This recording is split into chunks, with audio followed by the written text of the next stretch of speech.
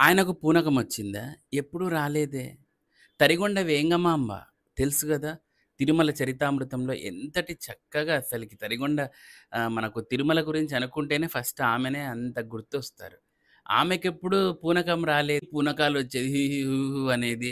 దానికి మళ్ళీ వీళ్ళు తెలంగాణ ఫోక్ సాంగ్స్ అన్నీ పెట్టేసి అది ఇది హూ హాహా అని జెప్పేసి సో, ఇదంతా కూడాను హంబక్ అనమాట.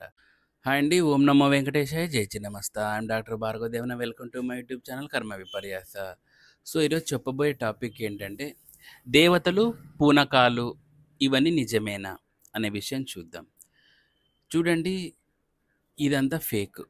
దేవతలు నిజంగా వచ్చి పూనుతారు అనేది మనకెక్కడా కానీ, ఏ శాస్త్రంలో కానీ, లేదంటే ఎటువంటి పురాణాల్లో వెతికినా కూడా మనకు కనపడదు. ఆకాశవాణి చెప్తుంది అనేది విన్నాం. ఓకేనా. సో, చాలా పురాణాలు ఆకాశవాణి చెప్పింది అనేది విన్నాం. కానీ, ఈ దేవతలు పూనడం అనే కాన్సెప్ట్ అయితే మటుకు నేను